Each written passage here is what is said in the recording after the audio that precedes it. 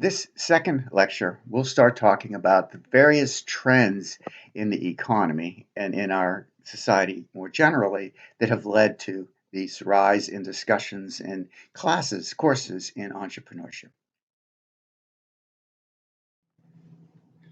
One of the first things that has driven such interest in entrepreneurship and innovation, particularly in the US, is the rise of the venture capital industry.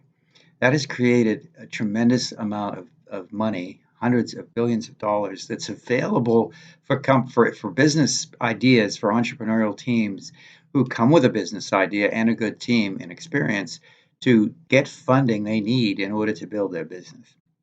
This is something that actually came out of the Silicon Valley invention of the microprocessor when many individuals made lots of money in their companies when they started making computers.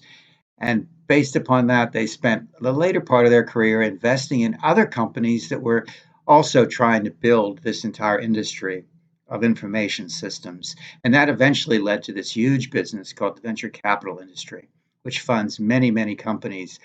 Capital, with a good business idea and a good team, capital is not really an issue in today's marketplace. For centuries it was, but now with this venture capital industry, it's no longer a major issue. Also, we have role models. There's accounts of success, Elon Musk, Mark Zuckerberg, many other examples of people that have made huge fortunes and tremendous impact on society by the businesses that they have started. So there's people to look for as examples. In addition, uh, last half of last century, many people's work environment involved working with a big company, getting vested in a pension plan, and essentially staying with a large firm their whole career. Changes in the industry, changes in innovation, also changes in some of those the pension requirements and collective bargaining has lowered that contract and kind of changed the way employment is. People feel the need to try new things, to jump from one business to another, and there's less career long loyalty than there used to be. So this makes for more people who have the more supply, if you will, of potential entrepreneurs who can go out there and start new companies. This, together with a change of values of the industry, the values within society and in the business context in particular, where people value innovation and entrepreneurship, where you used to value being, where oftentimes the culture was to value someone who went to work every day, worked 9 to 5, came home, etc. Now there's this additional value placed upon people who start their own businesses and build businesses that hire other people. Increasingly, in addition to that, increasingly, this has become an international phenomenon. There's always been people starting businesses, but the idea of creating these trend building new companies that build new industries and create this huge impact on society that has increasingly moved into Asia and Europe and Africa, into different areas where new kinds of businesses are being developed all the time.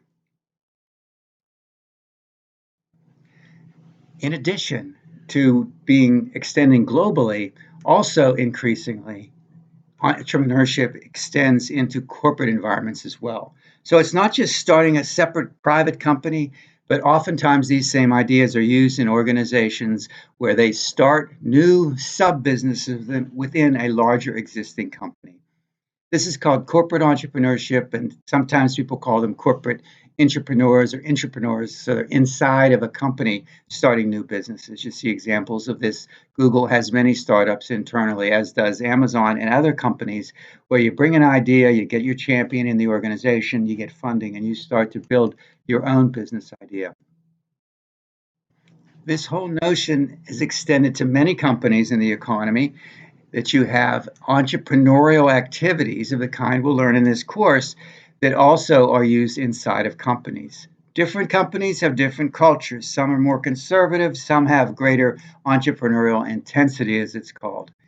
You'll see conservative companies that preserve their markets. They sort of have a wait and see what happens. They think that they'll be able to bring their assets to the table if somebody finds a market, and they kind of follow these entrepreneurial firms. But on the other hand, you have firms that try to open up new markets, create new markets, like Amazon does, or like Google does, to or to a certain extent, like Uber does, or or Facebook. And they have a proactive culture where they try new things and build new businesses while also purchasing and aggregating other firms as well. So some companies, risk averse, less innovative, entrepreneurial intensity means a company takes innovation, takes some risks, kind of moves forward in a direction of trying to make things happen. So as one looks at the kind of job, the kind of company you want to look for going forward, you might be thinking that you might want to be in an entrepreneurial company. Even though it's an existing firm like Google, you can learn a lot of the skills if you ever think you might want to start your own business or be involved in an entrepreneurial firm.